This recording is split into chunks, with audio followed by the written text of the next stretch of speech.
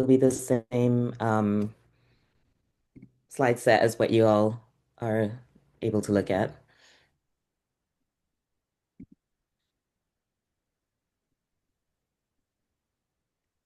Can you all see my screen okay? Yeah, cool. Um, so we can start recording now. Yeah, I started recording. Um, you should be able to see that. Cool, thank you. Okay, so again, welcome everyone to the International Grad Student Summer Workshop. We have workshop series throughout the year, so this is our summer one, and today we're going to be talking about life as an international grad student. So our session is going to cover living in Santa Cruz, basic needs, campus resources, our union, the UAW 4811 International Workers orientation, and we'll have Q&A. And as mentioned previously, you can also add in your questions and stuff in the chat as we're going along. So just to let you all know, the presentation is intended to be informative and based on our own experiences as international students. So we tried to put together as much information as possible, but if there are other like specific information you need, we've also got a lot of links to websites and other resources that you can find out more for. So I just want to introduce you all. I'm Sasha. I'm the one in the middle. I use they, them pronouns. I'm an international grad peer mentor. This is my second year doing the program. I'm a third year PhD student in the education department. And Joan, would you like to go? Hi everyone, I'm Joan. I'm a second year PhD student in the literature department. I use she, her pronouns, and I'm from Taiwan. And I'm very glad to meet everyone. Hi everyone, I'm very excited to be here, and my name is Yoon. I use she, they pronouns, and I'm going into my second year as a PhD student in the film and digital media studies. So yeah, thank you for you all to joining us today. And I actually last year I was in the same place like you guys, in the joining the Zoom session as a newcomer. And thank you Sasha and other peer mentors last year. So I'm very excited right now to share the information and our experience with you all. Yeah.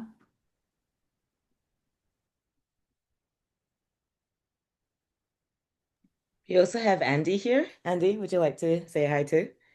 Yeah, absolutely. Thank you so much, y'all. So, hi, everybody. Good morning. My name is Andy Ng. I'm not on the slide here, but I'll share a little bit about myself. I use he, him pronouns, and I'm the Assistant Director of International Programming in ISSP, which stands for International Student Services and Programming. So, all of you are likely familiar with ISSP at some point in your trajectory of applying to UCSC and then getting all of your immigration documents, your I-20s or DS 2019s in place. We're the office that administers that, and we're also here to support you through programs such as our grad peer mentors here. And so I just wanted to stop by and say hi. I'm excited to meet a lot of you, and I'm sure many of you I've seen before already over the summer at some point. If you're here for our graduate preparation program, or you're here a little bit early and we just said hi on campus. And so you're in great hands with our grad peer mentors. Again, this is our second year doing this program, and we received a lot of great feedback from our international grad students that this support network has been so vital and helpful to the success of a lot of our graduate students. So I leave it to our grad peer mentors to continue today's session, and I look forward to seeing many of you at the International Grad Orientation that's coming up in 2 weeks from now. So we're starting up very quickly. I'll pass it back over to you all. Thanks, Andy. And yeah, Andy and the office have been great in running this program and helping us together with it. So yeah, a big thank you to Andy as well. Okay, so just to go over some stuff about UCSC. So you will probably see a lot of information about pronouns and gender inclusion. This is part of the diversity and inclusion movement across UCSC and a lot of other universities here.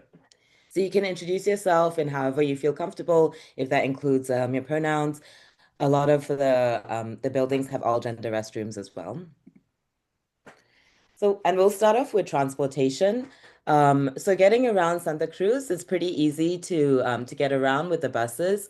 Buses are free for students, and even if you don't have your ID yet, you can usually just let the driver know that you're a student, and they're usually quite accommodating.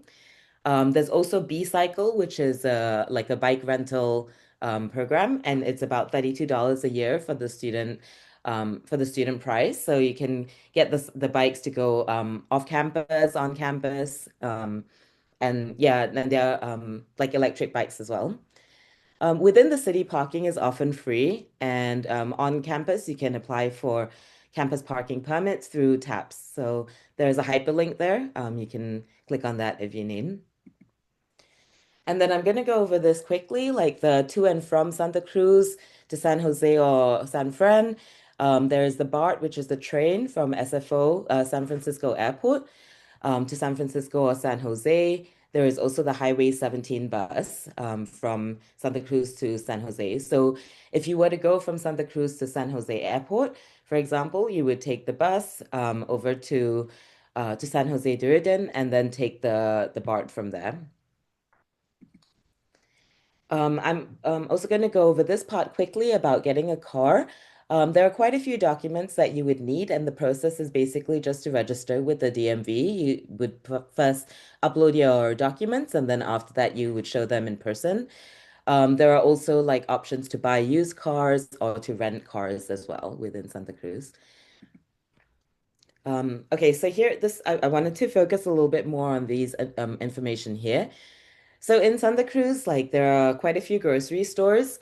There's Safeway, which is quite good for the basic needs that you have. It's a big supermarket.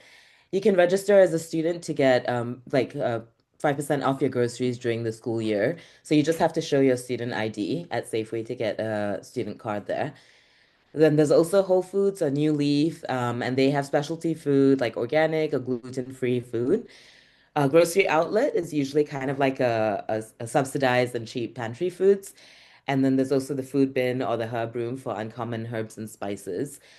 On campus, there's the Redwood Free Market. So that is somewhere where they stock vegetables and produce and other things. And you can just go in and take what you need.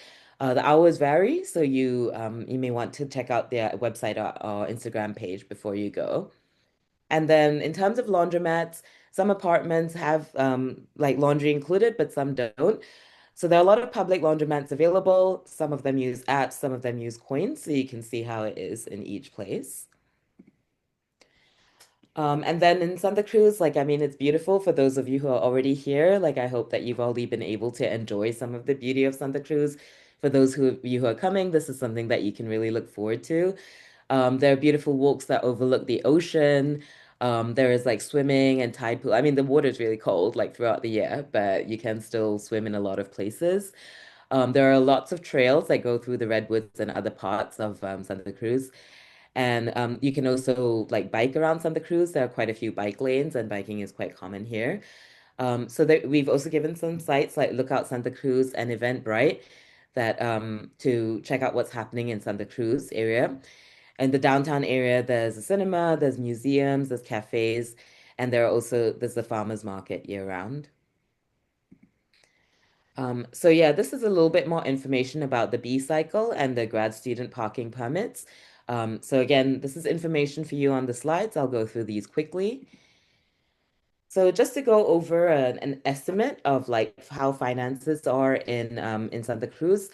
So rent, you know, it varies from about 1,500 a month on average for a room in a shared house, maybe about 2,300 for a studio. And then for utilities and Wi-Fi, it's maybe about $150 a month. For food, depending on, you know, how much you buy, what kind of things you buy, it's maybe about $400 to $800 a month. It does average about like, you know, $100 to $200 per week for groceries. And then meals are about $25 to $30 per meal. Like there are also cheaper options and there are also more expensive options, but these are the averages. In terms of like, you know, other things like movies or like going for gigs and stuff, like I think there are a lot of free events as well. And then some of them are paid events. So entertainment does vary quite a bit. And cell phone plan, which we'll go through a little bit more later, like it's maybe about $15 to $50 per month. And then in terms of transport, within Santa Cruz, buses are free, so you don't have to pay for transport if you're taking the bus. If it's a car, it's maybe about 200 per month on gas and 200 per month on maintenance. Insurance can vary from maybe about 60 to $200. And yeah, if it's B-cycle, it's about $32 a year. So, and this is just an average guide based on like, our own views. Like it maybe is about 2,000 to $3,500 per month. But just a reminder that this is just an estimate and just to give like an idea of like things that you may cover in terms of finances while you're living in Santa Cruz. Yeah, and then in terms of housing, I just wanted to ask, are people still looking for housing or do they already have their housing secured?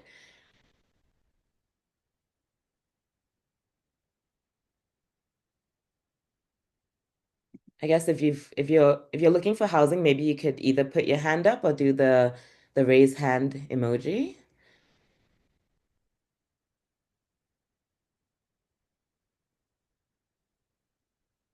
Okay, so I think I see maybe just a few people who are looking for housing. Okay, so this is I think I will go through this part quickly then.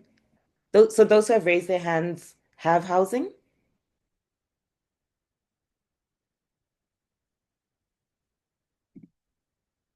Yeah, I secured a housing recently. Okay, cool. Okay, so maybe there's quite a few of you who are still looking for housing. So just to let you know, like some resources that are available, like there is short-term housing, motels and sublets. This is an estimate of how much they are. And then you can also sublet or rent a room for a few months and then try to find a room for the longer term in the fall. Put some links here for like how you can find housing. There's a community housing list. There's places for students. There's Zillow, Craigslist, Facebook housing groups, and also Sustainable Living Hub in Santa Cruz. So again, like like maybe you could look at the resources on these slides. We will also be publishing these slides on the website. So if you want to see these links later. And so within Santa Cruz, rent tends to be a bit more expensive, but if you're looking for outside of Santa Cruz, there may be some options in nearby places if you're able to drive. If you don't drive, it may be quite difficult getting around. There aren't that many like public transport options within towns. So yeah, and then there's on-campus housing, but a lot of that is already assigned. So if you haven't secured that yet, it's probably like it may be better for you to be looking outside of campus housing. And also just to let you know that we do have rights in terms of our tenant sanctuary, and there are also resources for community rentals on the UCSC website as well. And there is basic needs that helps to support if there are financial or housing difficulties that we are going through. Yun will go through the campus resources a little bit more later as well. And then in terms of bank accounts, so there are a few like banks here in Santa Cruz. You will need to show your documents like your student ID and your passport. It may be helpful to have your social security number and US phone number, but you can also open an account without those yet. So here we have Bank of America, Wells Fargo, Bay Federal Credit Union, and Chase. And there are also some local banks, so you can explore like the bank options. So it is important to have a US local bank account because your disbursement from the university in terms of your fellowships, your salary and everything will need to be paid to a US bank account. So it would be helpful to open up a US account. In terms of phone plans, Mint is a popular one. It's kind of like you can start off, and Andy and others at the office do have the Mint cards. And you can also get them like, outside of the campus. So they have like the 30-day SIM card option, and then after that you can get it as a monthly or yearly option. There are also other US plans. Sometimes they check credit rating. They have other information that they are asking to check as well. So it may be helpful to look at what are the necessities for those. And you could also explore Skype or eSIM or Google Voice number and all those sorts of things. Again, it's helpful to have a US number because to log into myucsc.com or to make doctor's appointments and things like that, they usually need a US number. So it's helpful to have a US phone number. Yeah, so I'll pass it on to you now. Oh, Sasha, can you also mention a little bit about social security number? Because it seems like the one of the our international students mentioned about question about this in the chat room. Right, okay. Yeah, so for something for social security number, so the process is basically that you need to, I think, apply online first, and you need to show quite a few of your documents. You also need to show a letter from the university that you have, so basically you need to have a job in place in order to apply for your social security number. So the university will be able to help support with providing the letter that you have an employment. In my case, what they did was they did a short like readership appointment, like a 5 hour readership appointment, just for me to have employment. And then after that, I used that letter to apply for the social security number. So you need to do it online, and then after that, you go down to the office. There is an office in downtown Santa Cruz, and you need to show your documents there. Yeah, so it is a bit of a like longer process. So if anybody like has like specific questions about it, I can help to show you. I think we do maybe already have a link about applying for your social security number, but yeah, I could also show you. I think not all international students apply for their social security number because depending on your situation, to get your fellowship payment, you don't necessarily have to have a social security number. And then also yeah, so it's just employment with the university that you'll need your social security number for. So some students don't get their social security number, or they maybe apply after the first year. So I think it's based on what your situation is. The social security number is not required for a driver's license. Yeah. Okay, yeah, I'm gonna go over the next session because we have quite limited time. So we only have 1 hour. So yeah. So I'm going to over campus resources. So we have a limited time, so I will have to skip some parts, but still you will have to have some clicking on the underlying links on the slide. You can get more information later. So or you can just ask during the quiz times. Okay, so next slide. So there's a three main supports in the school: emergency funding, emergency housing, and food assistance. And first, emergency funding. If you're facing financial struggle, the school offers temporary financial support. For example, if your fellowship payment is delayed, maybe you can request some food support. Then SLUG supports who might offer you a grocery card for you to survive while you wait for the fellowship. It's not a lot of money, but still it's great to have some support. And you just need to fill out some form and meet with the case manager to verify your situation. And it's still worth it reaching out to the SLUG support if you are in the difficult situation. And we can go over the next slide right now. Yeah. And the next one is emergency housing. So the school also offer temporary housing too. For example, last month, two friends of mine had a 2 week gap before the moving to new place because of the lease schedules. And my friends are able to stay at Holiday Inn during the time thanks to this support. So again, you will need to provide some proof like a lease contract to them, but it is good to know the support is ready for you. And maybe next slide. Yeah.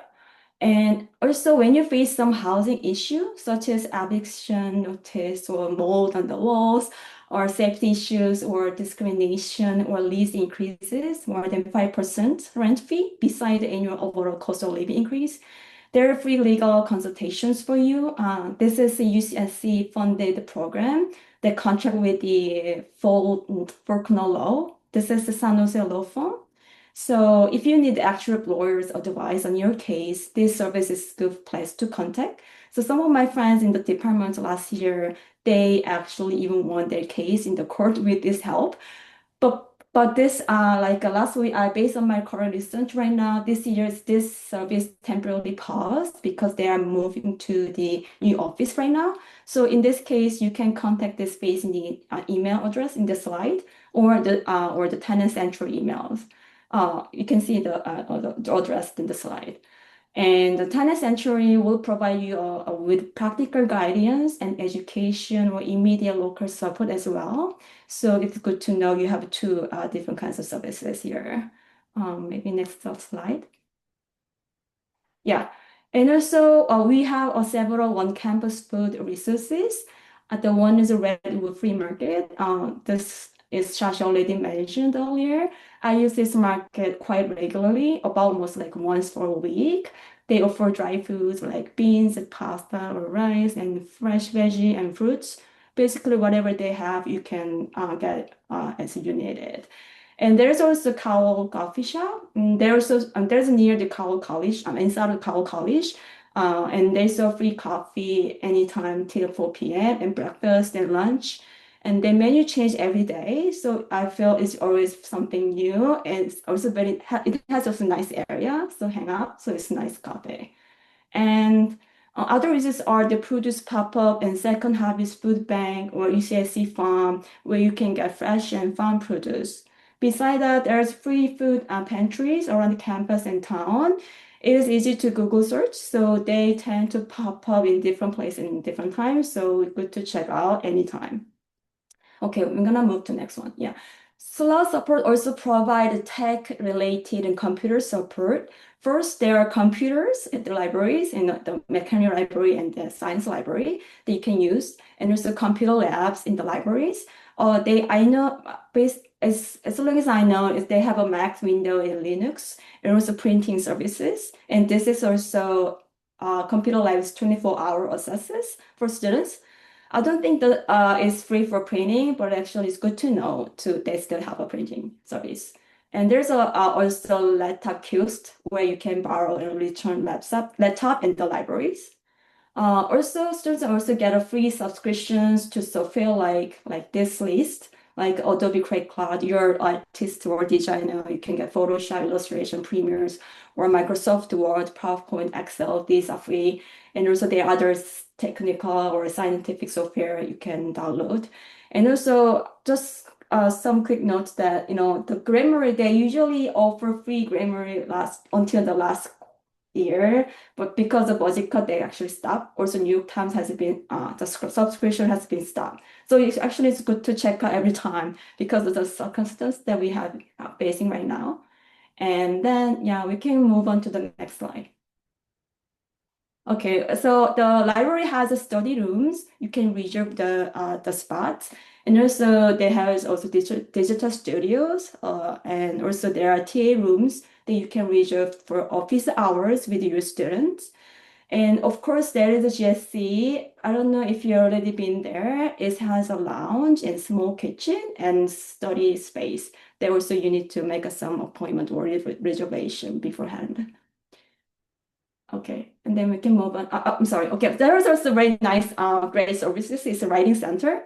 I use this service a lot. They can help you a research paper, funding application, or conference paper.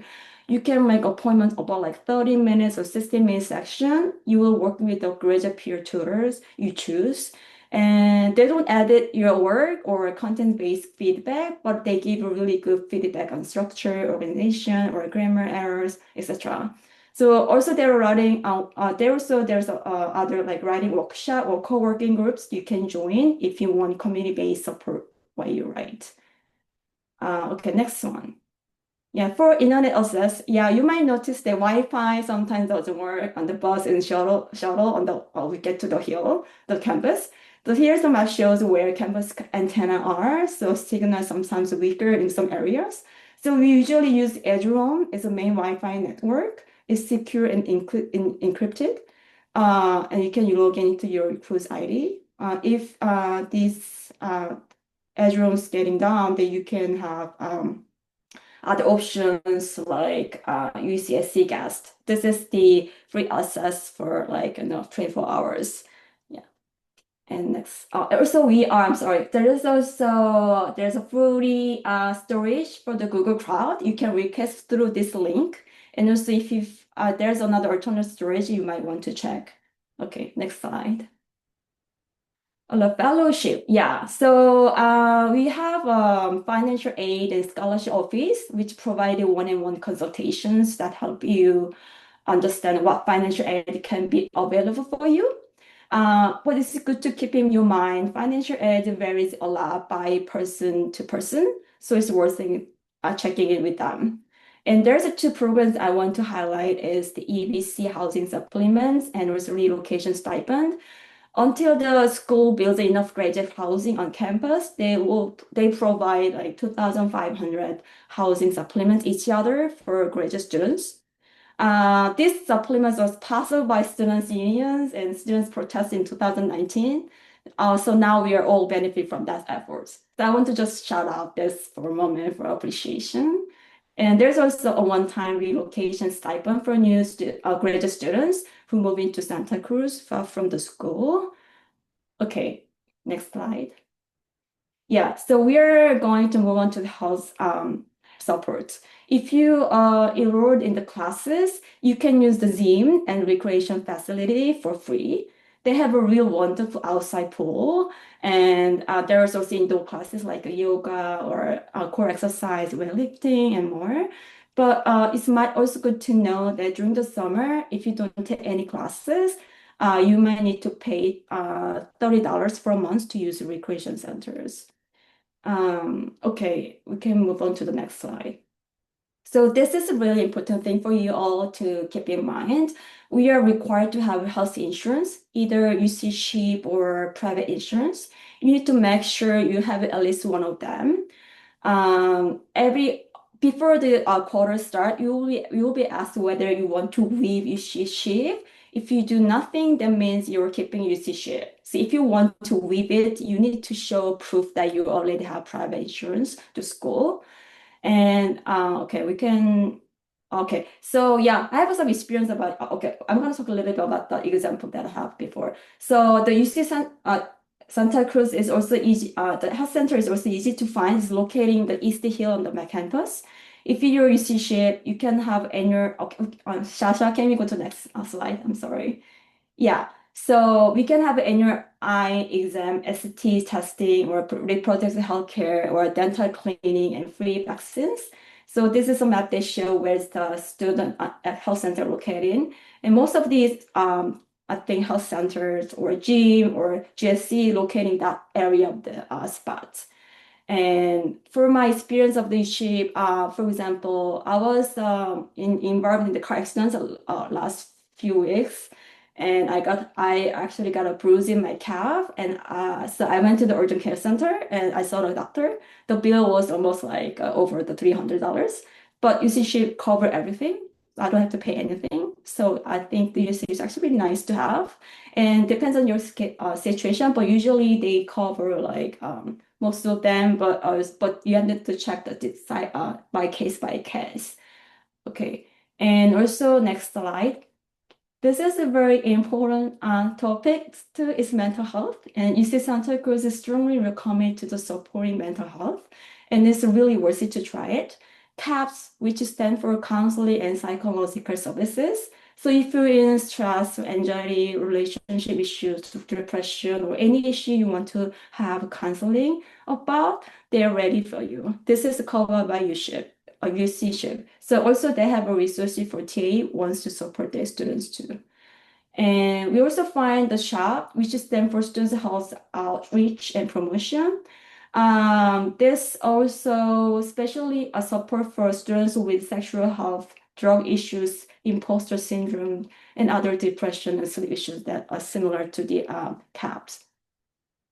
And also I've been used this counseling service a lot, and I find it's really helpful. And also almost like everyone that I know in the school use this service. So it's usually one-on-one meeting, sometimes on Zoom or in person, depends on your schedules. Okay, so I'm gonna move to the next slide because I know we have quite limited time right now. So okay, so yeah, and there's the community groups at those listed centers, so you can want to join. Just link and then contact them, and or you can also create and organize student-run communities group as well.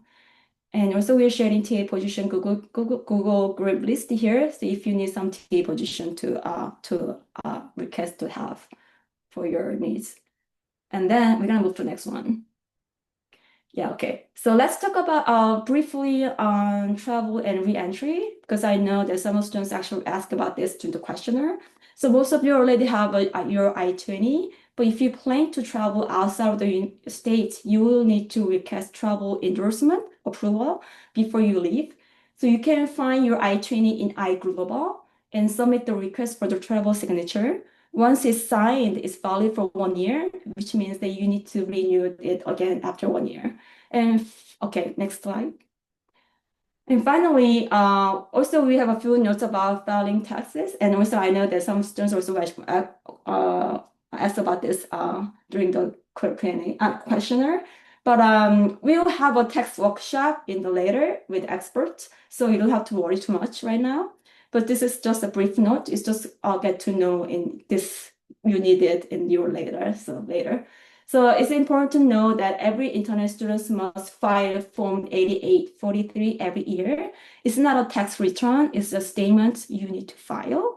And if you're gonna work on the receive the TA-ship and you're gonna receive the fellowship or grants from the school, you also need to file Form 1040 NR for federal taxes. And also if you earn income from California, of course, for example, you're teaching or TA or research TA, RA, or you will also need to file Form 540 NR for the state of California. So all these deadline is April 15, 2026. So we still have a time. So but it's good to keep in the year later. And again, the school will cover you this tax workshop during this year. So you can go over this process in detail later. But also we have a link that the tax workshop that we had last year. So we can check anytime if you need it. So right now I'm going to pass the slide to John. So sorry, because everything's still too in the rush.